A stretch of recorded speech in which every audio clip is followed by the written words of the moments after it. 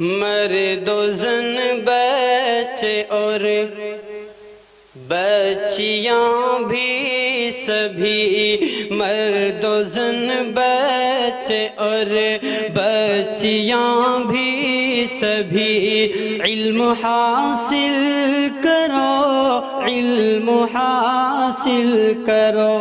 جی بہت اچھے سے کچھ ہیں، میں ان کی طرف سے باہر سے آنے والے جتنے بھی مہمانان کرام ہیں اور اسوڑا سے جو تشریف لائے ہیں جتنے بھی مہمان ہیں، باہر سے تشریف لانے والے علماء کرام، میں سبھی کا ان کی طرف سے شکریہ ادا کرتا ہوں۔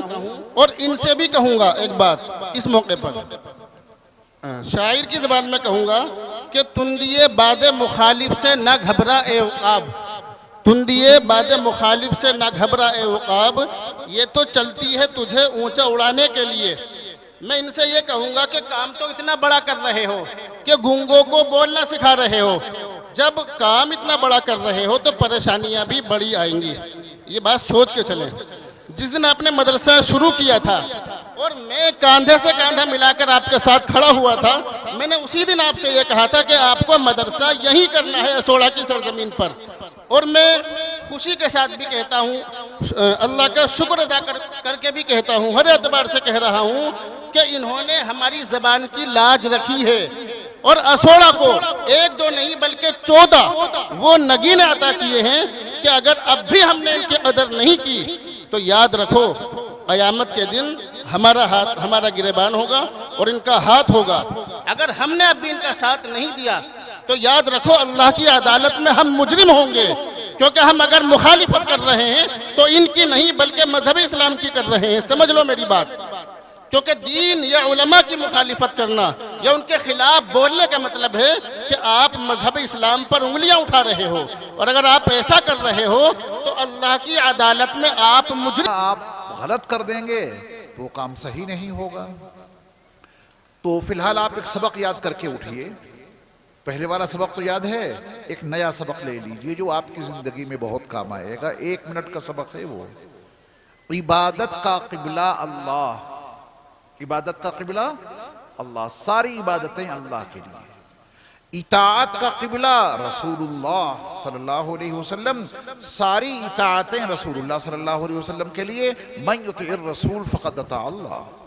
نماز کا قبلہ بیت اللہ، 3 قبلے یاد ہو گئے، عبادت کا قبلہ اللہ، اطاعت کا قبلہ رسول اللہ، نماز کا قبلہ بیت اللہ، دعا کا قبلہ عرش اللہ۔ یہ یاد کرانا ہے، دعا کا قبلہ عرش اللہ۔ جب کبھی دعا کریں تو دعا کا قبلہ ضرور درست کریں۔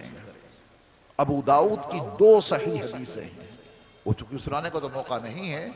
ان احادیث صحیحہ کے تناظر میں حافظ ابن حجر اسقلانی نے، مولا علی قاری نے، الفیروز آبادی کی القاموس کے شارح سید مرتضی حسین بلگرامی نے، جنہوں نے القاموس کی شرح تاج العروس کے نام سے 30 جلدوں میں لکھی ہے، عرب دنیا میں بھی لغت کا اتنا بڑا کوئی امام نہیں گزرا جتنے بڑے یہ امام آپ کے ہندوستان کے تھے اور میرے وطن بلگرام کے تھے۔ ان تمام علماء نے دعا کا قبلہ عرش اللہ بتایا ہے ان احادیث صحیحہ کی روشنی میں۔ آپ مجھے دیکھیے، ہمارے کتنے بھائی ہیں جو دعا کے وقت میں ہاتھ ایسے رکھتے ہیں، دعا کا قبلہ درست نہیں۔ ہمارے کتنے بھائی ہیں جو دعا کے وقت میں ہاتھ ایسے رگڑتے رہتے ہیں، یہ دعا کا قبلہ درست نہیں۔ ہمارے کتنے بھائی ہیں جو ایسے ہاتھ کر کے دعا مانگتے ہیں، یہ مسجدوں کی پرمپرا نہیں ہے، یہ کہیں اور کی پرمپرا ہے جسے آپ اٹھا کے مسجد میں لے آئے۔ اس کا اسلام سے کیا تعلق؟ اس حیت کا اسلام سے کیا تعلق؟ کوئی ایسے کر کے دعا مانگ رہا ہے، مطلب جتنے دعا کرنے والے ہیں ہر ایک کے ہاتھوں کی حیت الگ ہے، کوئی طریقہ بھی تو ہوگا دعا کا، یا جو آپ کے من میں آ جائے آپ وہ طریقہ ایجاد کر دیں؟ نبی کا طریقہ کیوں نہیں اپنا رہے دعا میں؟ اپنائیں گے۔ دعا کا قبلہ عرش اللہ، جب کبھی دعا مانگو آپ کے ہاتھوں کی ہتھیلیاں عرش الہی کی طرف ہونی چاہیے، دھیان رکھیں گے؟ اچھا سمجھدار آپ بھی بہت ہیں، ایسے کر کے دعا مانگیں یا ایسے، یا ایسے؟ جب آپ دعا سے فارغ ہوتے ہیں تب آپ اس سنت پہ عمل کرتے ہیں. نبی کی ہدایت ہے کہ دعا سے فارغ ہو کر اپنی ہتھیلیوں کو اپنے چہرے پر من لیا کرو. یہ کام آپ ضرور کرتے ہیں, یہ سنت نہیں چھوڑتے. کرتے ہیں؟ اب میری بات توجہ سے سننا. جب آپ نے ایسے کر کے دعا مانگی تو آپ کی ہتھیلیوں میں آیا کیا جسے آپ چہرے پر پوچھ رہے ہیں؟ ریزن سمجھ گئے؟ لوجک سمجھ گئے؟ جب آپ نے ایسے کر کے دعا مانگی تو آپ کی ہتھیلیوں میں آیا کیا جسے آپ چہرے پر پوچھ رہے ہیں؟ آپ نے ایسے کر کے دعا مانگی تو ہتھیلیوں میں کچھ آیا ہے کیا جسے آپ ایسے پوچھ رہے ہیں؟ ابھی میں نے رسول مکرم صلی اللہ علیہ وسلم کی ایک دعا جو ابو ہریرہ کو آپ نے دی بتائی. ایسے کر کے مانگا تھا تو عرش سے وہ تحفہ ابو ہریرہ کے لیے پہلے میرے مصطفیٰ کے ہاتھوں میں آیا, پھر آپ نے ایسے ڈالا. جب آپ ایسے کر کے دعا مانگیں گے تو عرش کے انوار آپ کے ہاتھوں میں آئیں گے. جب آپ ایسے کر کے دعا مانگیں گے تو عرش کی برکتیں آپ کے ہاتھوں میں آئیں گی. پھر دعا سے فارغ ہونا, جو انوار جو برکتیں آپ کے ہاتھوں میں عرش سے آئی ہیں اب انہیں پوچھو تو اچھا بھی لگتا ہے. یہ سبق یاد ہو گیا؟ یہ سبق آپ جتنے لوگ یہاں سن رہے ہیں, یہ سبق آپ اپنے سینے کی گہرائیوں میں چھپا کے رکھیں گے یا پورے اسوڑا میں ایک ایک مسجد میں ایک ایک گھر میں اس کی دعوت دیں گے, اس کی تبلیغ کریں گے؟ یہی دعوت و تبلیغ کا کام ہے. جو بھلی بات معلوم ہو جائے اسے آگے بڑھا دو, تو اس کی دعوت دیں گے. پورے اسوڑا یا آس پاس کے جتنے لوگ آئے ہیں, ایک بستی کا اگر کوئی ایک بندہ یہاں موجود ہے وہ تہیہ کر لے کہ دعا کا قبلہ بتانے کے لیے میں ساری محنت لگا دوں گا, نبی کا یہ پیغام پہنچانے کے لیے دعوت اور تبلیغ کرتے ہوئے یہ طریقہ میں گھر گھر پہنچاؤں گا. وعدہ کر لو تو قاعدے اخیرہ میں شامل ہو کر آپ کو جماعت کا ثواب مل جائے گا. مل رہا ہے الحمدللہ. دعا کا قبلہ یاد ہو گیا تو ایسے ہاتھ کر کے دعا مانگیں گے, ایسے کرتے ہوئے یا ایسے کر کے. قبلہ سیٹ کیجئے, میں دعا کرا رہا ہوں.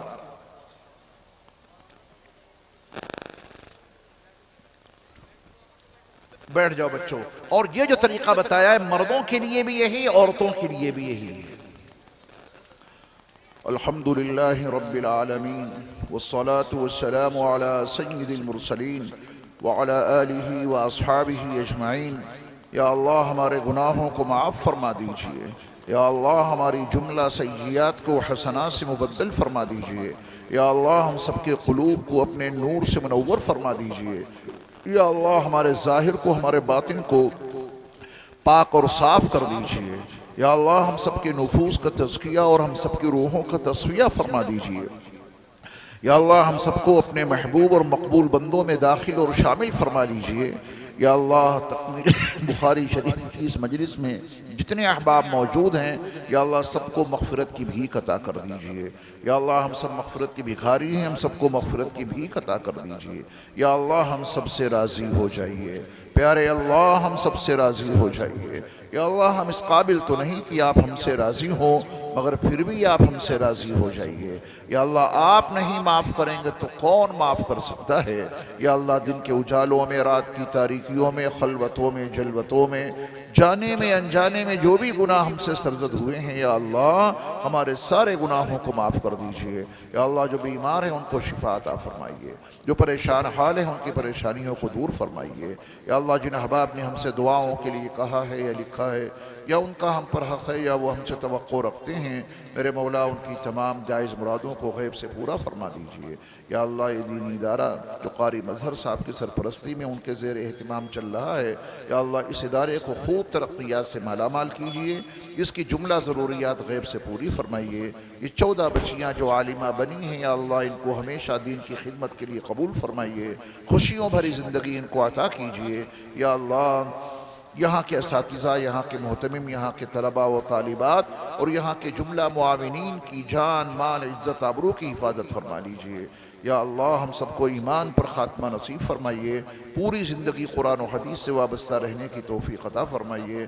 یا اللہ حرمین شریفین اور مسجد اقصیٰ کی حفاظت فرما دیجئے۔ یا اللہ تمام مساجد، تمام مدارس، تمام مراکز اسلامیہ، تمام خانقاہوں کی حفاظت فرما دیجئے۔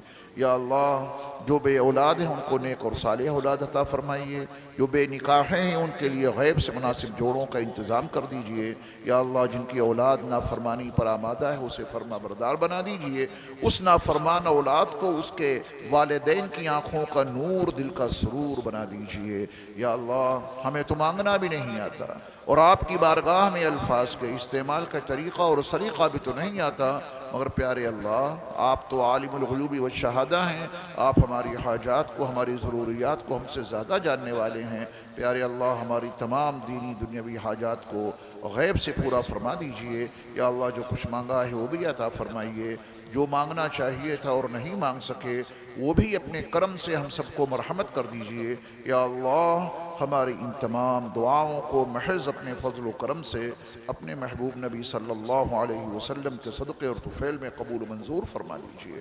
وصلی اللہ تعالی علی خیر خلقہ محمد وآلہ واصحابہ اجمعین برحمتک یا ارحم الراحمین۔